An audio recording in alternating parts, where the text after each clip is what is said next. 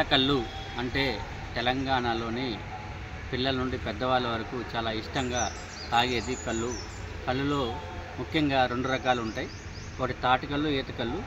అందులో నీరా ఉంటుంది, కళ్ళు ఉంటుంది. నీరా అంటే సూర్యోదయం కంటే ముందు తీసేదాన్ని నీరా అంటారు. దాంట్లో 0% ఆల్కహాల్ ఉంటుంది.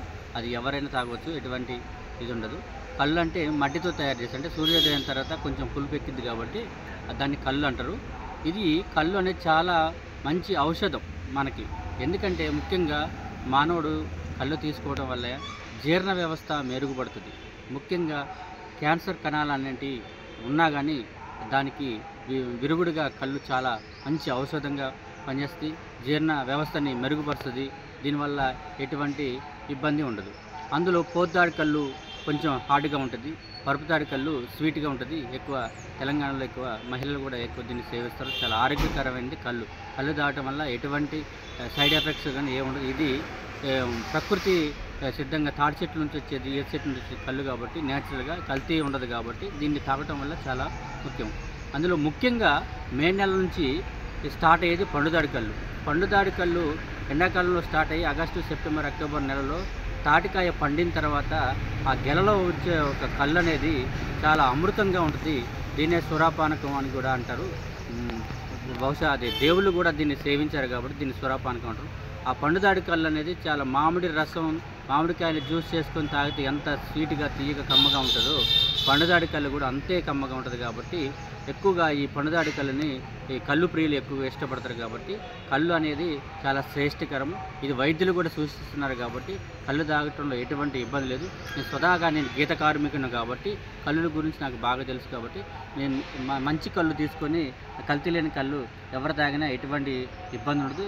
ఇది ఔషధం కూడా. కళ్ళు తాగండి, కళ్ళు తెరవండి. ఎండాకాలం వచ్చిందంటే తాటి కళ్ళు, అట్లాగే జీలుగు కళ్ళు,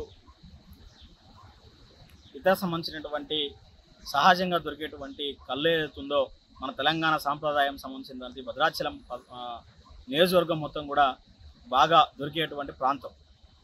వాళ్ళు గీత కార్మికులకు సంబంధించి సేఫ్టీ సంబంధించినటువంటి వాళ్ళకి లేకపోవడం, పక్కనే ఉన్నటువంటి గుండాల గ్రామంలో గీస్తున్నటువంటి కార్మికులు కానీ, భద్రాచలం టౌన్లో గీస్తున్నటువంటి కార్మికులకు కానీ కనీసం ఇప్పుడు ప్రభుత్వాల నుంచి ఎటువంటి సేఫ్టీస్ కానీ అట్లాగే సంబంధించినటువంటి రాయితీలు కానీ అందే పరిస్థితి లేదు. వాళ్ళు 40 సంవత్సరాలు 50 సంవత్సరాలు పైబడిన తర్వాత చెట్లు ఎక్కలేక వేరే పని చేయలేక అనేక ఇబ్బందులు పడుతూ ఉన్నారు. ప్రభుత్వం సంబంధించినటువంటి వాళ్ళకి సపరేటు ఒక సంస్థని ఏర్పాటు చేసి వాళ్ళకి రాయితీలు సంబంధించినటువంటి రాయితీలు ఇస్తూ అట్లాగే సంబంధించినటువంటి లోన్లు కూడా ఇవ్వాలని చెప్పేసి కూడా మేము డిమాండ్ చేస్తూ ఉన్నాం.